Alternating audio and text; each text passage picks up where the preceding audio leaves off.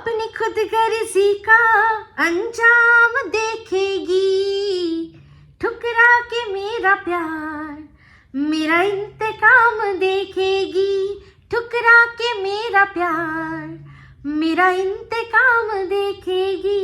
High, আমি Ipsita, welcome back to my channel. চলে এসেছি আবার একটা নতুন ভিডিও নিয়ে। তো আজকের ভিডিওর শুরুতে এই যে গানটা গাইলাম, এই গানটা এখন মনে মনে ওয়াইটিতে দুজনের চলছে, মানে মনে মনে না, একজন তো ওপেনলি আর কি এলান করে দিয়েছে। সে কে বলুন তো?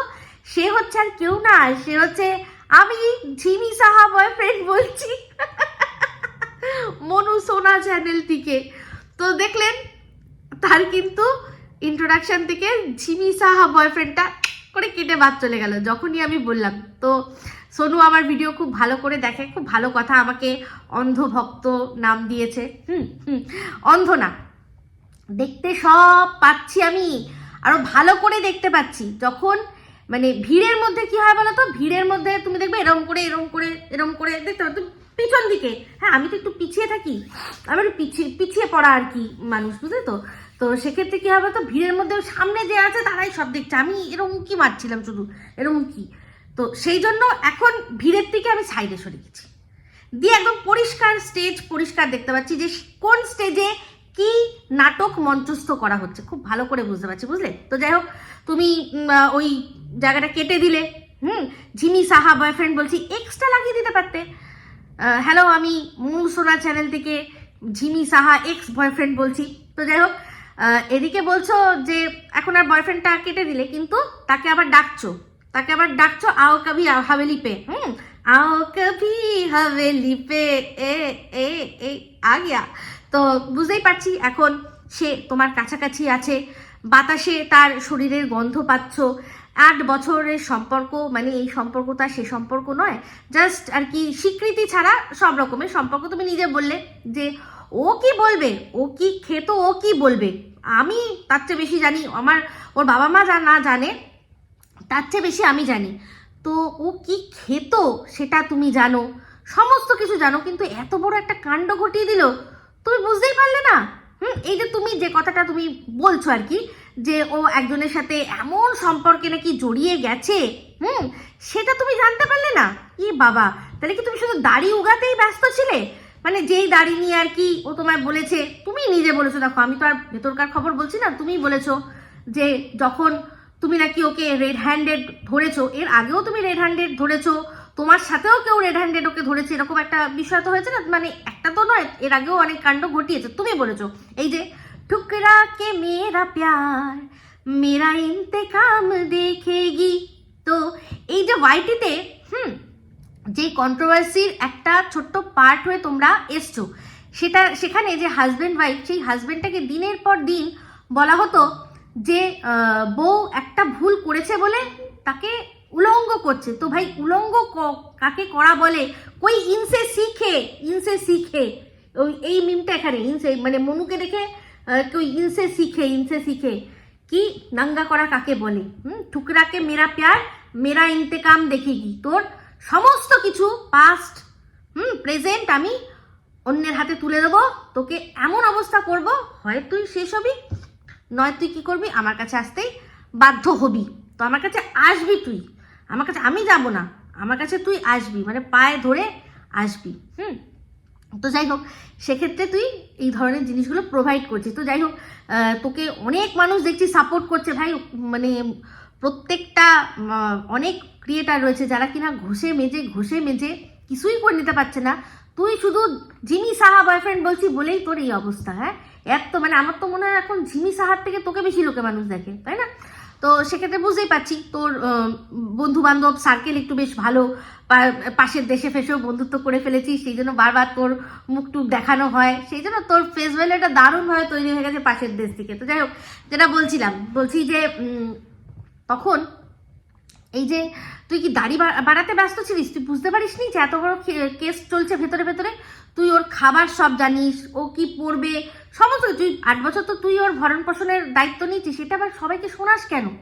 তুই কি মাগনায় করেছিস? এমনি এরকম ও বসে থাকছে, চুপচাপ বসে রয়েছে, যেটা তুঝে দেখা তো তু সামনে बैठी रहे मैं तुझे देखा करूं, শুধু দেখবো আর তার সাথে সাথে সমস্ত খরচা বহন করব? কিছু অ্যাডভান্টেজ নিসনি, কিছু ইউজ করিসনি, বড় বড় বাতেলা মারতে বসিস যে। তো যাই হোক, এখন দেখতে পাচ্ছি 2 কিলোমিটার অবধি মানে এমন জায়গায় ঝিমি সাহা আছে যেখানে 2 কিলোমিটারের মধ্যেই ও যখন তখন গিয়ে দেখতে পায়। এই তো তুই বললি যে ও নাকি সারাক্ষণ গর্তে লুকিয়ে থাকবে, ও নাকি গর্তে লুকিয়ে থাকবে, ও জানতেই পারবে না কেউ, সারা জীবন ওকে গর্তে লুকিয়ে লুকিয়ে বাঁচতে হবে। তুই তো বললি ও তো ওপেন গর্ত থেকে বেরিয়ে এসে বলছে যে কোথায় আছি দেখো। তুই তো বলছিস আমি জানিও, তাও তুই যাবি না। তার মানেটা কি হয়? বিষয়টা একদমই বোধগম্য হচ্ছে না, একেবারে বোধগম্য হচ্ছে না। তো যাই হোক, সেক্ষেত্রে তুই ও কি খায় না খায়, কত টাকা দাম, সমস্ত কিছু বলে দিলি। ভাই মানে ভালোবাসাকেও তোকে দেখে শিখুক যে ভালোবাসা কাকে বলে। 8 বছর তার সাথে মানে সংসার না করেও সংসার মতো রাত্রে ওর বাড়িতে খেতিস। তোর শুনলাম যে তোর বাড়িতে মাছ ভালো হয় না, তাই জন্য তুই ওর বাড়িতে মাছ খেতিস। মাকে একটুখানি ইউটিউবের দেখিয়ে দে, ইউটিউবে যে কুকিং চ্যানেলগুলো আছে দেখিয়ে দে, আর না হলে নিজে দেখে দেখে রান্না করবি। ছেলে মানে পুরুষ মানুষ কি রান্না করে না? যত বড় বড় যা তোদের মানে যেগুলো আমরা ভীষণ ভালোবাসি, যেসব রেস্টুরেন্টগুলো যেমন আরসালান, আমিনিয়া, দিশান, কলকাতারগুলোর নাম আমি বলছি, সব দেখ গিয়ে, সব কিন্তু ছেলেরাই রান্না করছে। তো মা রান্না করতে পারলো না পারলো সেই নিয়ে এখানে বলতে আসলি, মাকে বদনাম করলি, তোর লজ্জা করলো না? তোর কাজই শুধু কি মানুষকে বদনাম করা? হ্যাঁ, মাকে হঠাৎ করে বদনাম করলি কেন? আমার বাড়িতে ভালো রান্না হয় না তো তাই ওর বাড়িতে গিয়ে খেতাম। অসভ্য কোথাকার একটা ছেলে। নিজে রান্না করবি ইউটিউব দেখে, বুঝতে পেরেছিস? আর পরেও দেখাবি যে এই যে আজকে আমি মায়ের জন্য, বা আমি কি রাখিস তুমি জানি না, আম্মির জন্য এটা আমি রান্না করেছি, এই যে মাছের ঝোল। কত ভালো ভালো রেসিপি আছে, যা গিয়ে দেখবি। যাই হোক, ও পরিষ্কার বোঝা যাচ্ছে যে ওকে সিগন্যাল দিচ্ছে, ডাকছে। এদিকে একজনকে দিয়ে পুরোপুরি ওকে মানে ইয়ে করে দিচ্ছে, এক্সপোজ করে দিচ্ছে, আর সেখান থেকে আরেক পাশ থেকে ডাকছে। তো বুঝতে পারছেন যে এক্সপোজ করার কারণটা কি? একদিকে আমরা শুনছি যে কোনো মানুষ সে যা কি করবে, কাকে কার সাথে মিশবে, কে তার জীবনসঙ্গিনী হবে, আমরা কেউ বলতে পারবো না।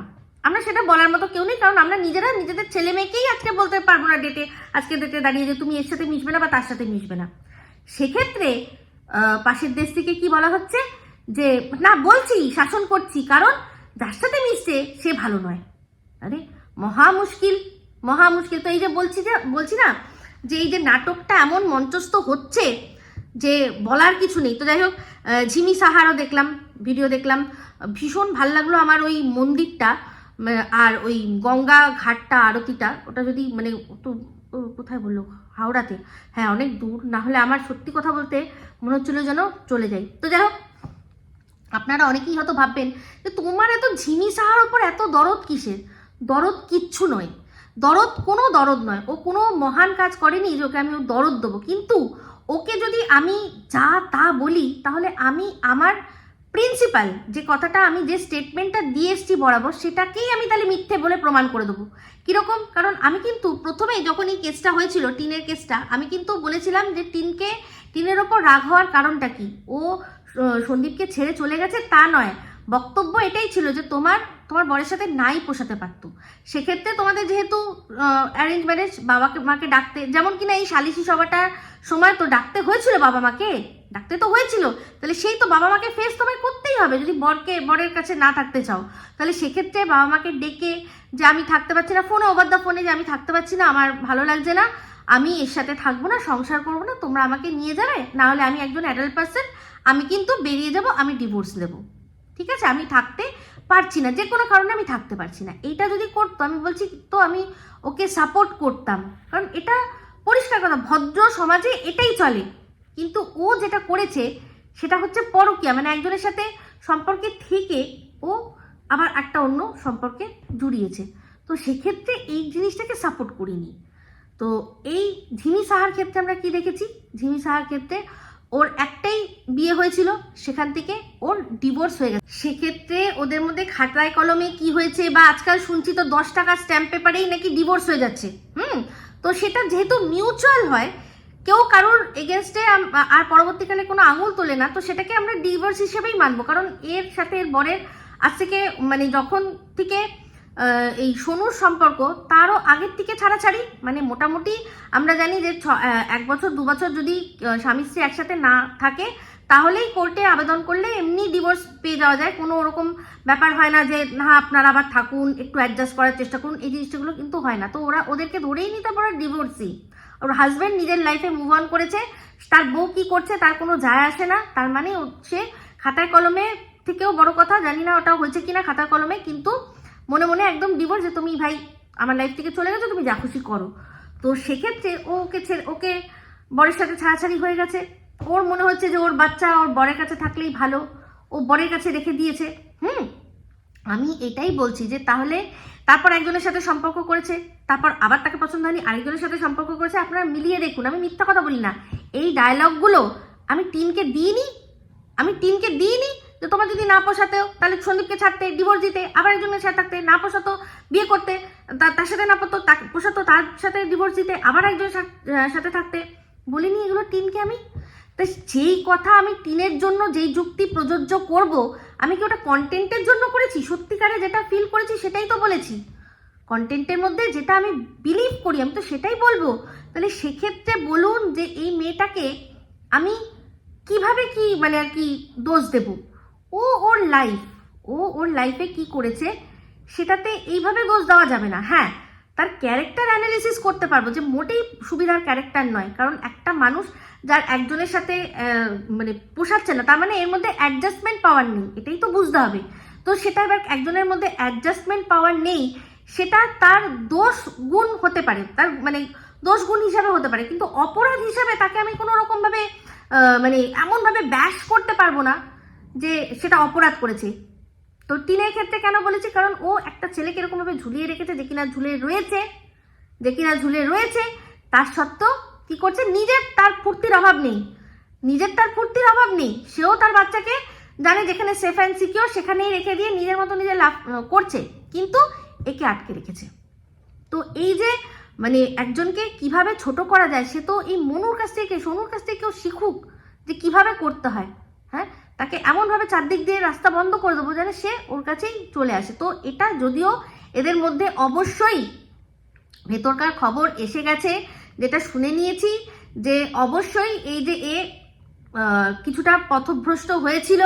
সেই পথভ্রষ্টটা কিভাবে হয়েছিল, কারণ নিজের মানে যেটা আর কি আসল জীবনের সম্পর্কে পুরো যা সত্যি সবটা হয়তো বলে দেয়নি, প্রথমটা হয়তো কিছুই বলেনি, একটা আনকরা আনটাচড মেয়ে হিসাবে হয়তো আলাপ করেছে বা কি করেছে আমি জানি না।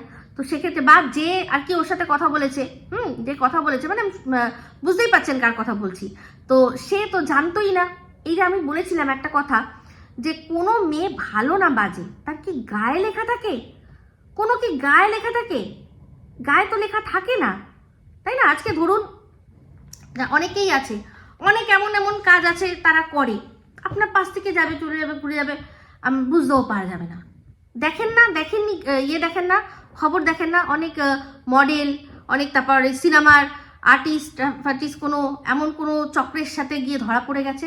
তো তার যখন অভিনয় দেখি, তার যখন গিয়ে দেখি, আমরা কি বুঝতে পারি যে এটা তার ভেতরে এরকম ব্যাপার রয়েছে? তো মানুষ তো ঠকে যায়, মানুষ চিনতে মানুষ ঠকে যায়, এটা সত্যি।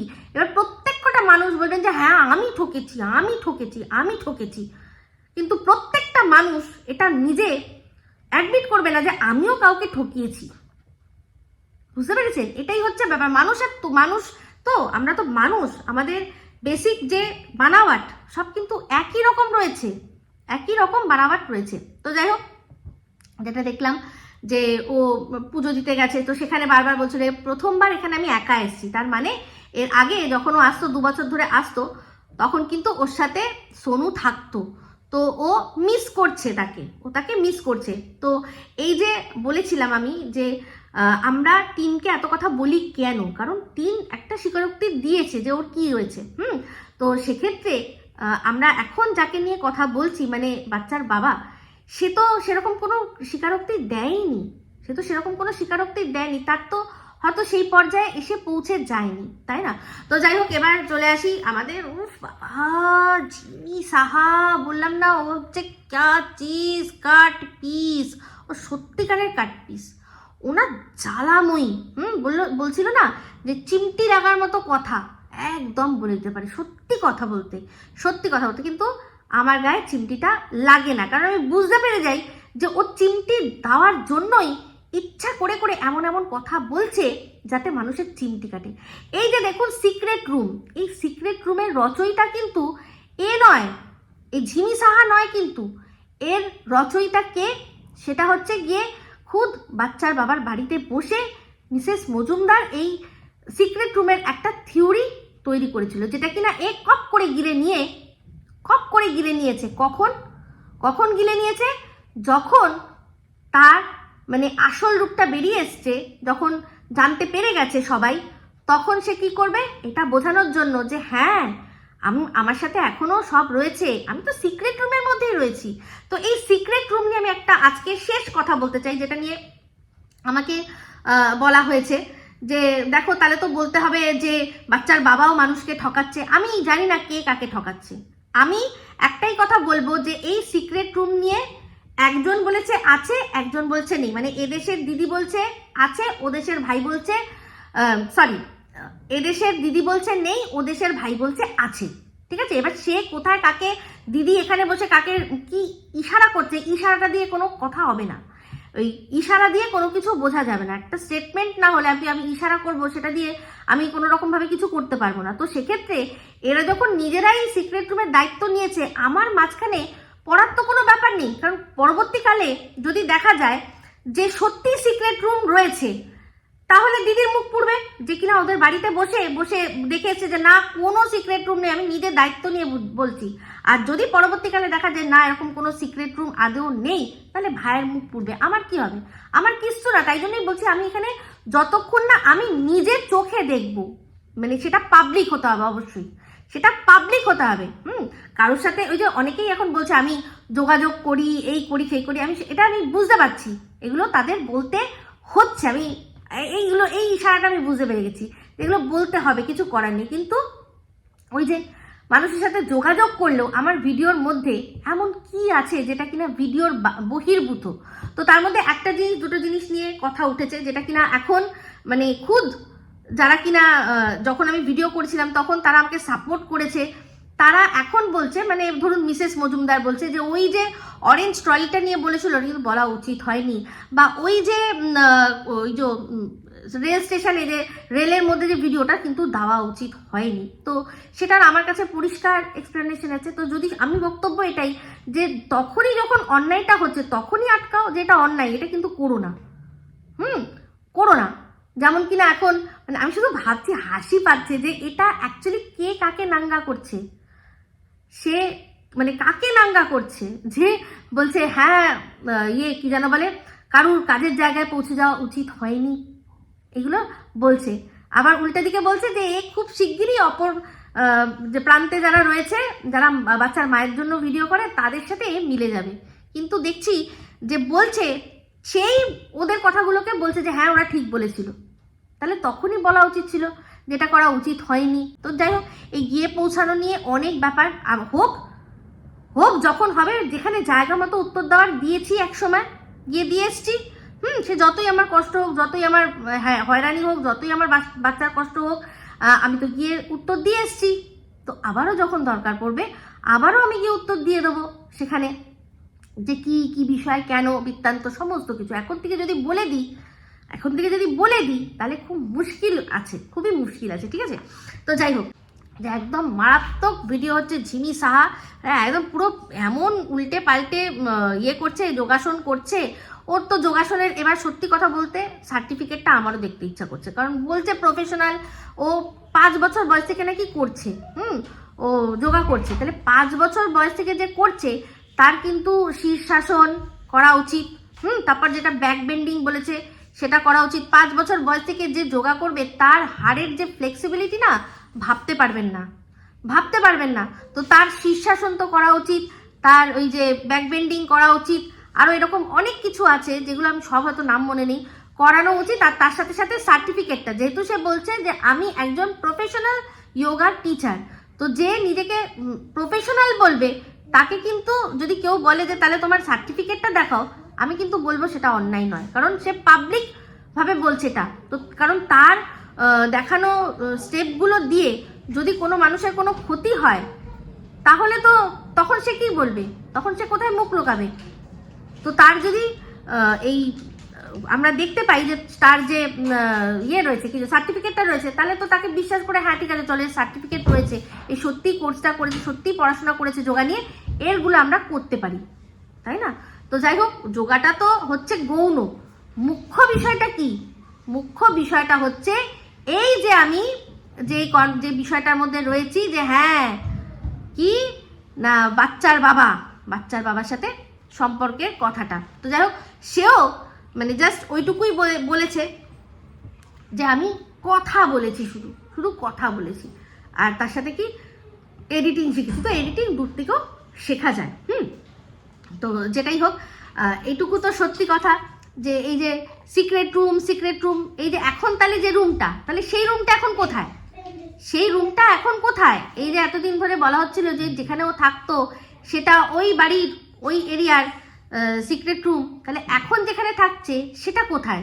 কারণ এই রুমটা কিন্তু ওর ওই যে আত্মীয়র বাড়ি দেখিয়েছিল যাদের মেঝেটা লাল লাল, এটা কিন্তু সেই বাড়িটা নয়, এই বাড়িটা সেই বাড়িটা নয়, এটা কিন্তু অন্যই একটা কোনো জায়গা, যেখানে কিনা ও গিয়ে প্রথম দিন যে ছাদটা দেখিয়েছিল আর তার পরের দিন ও বলছিল যে এই তোমরা তো ছাদ খুঁজে পেলেই না।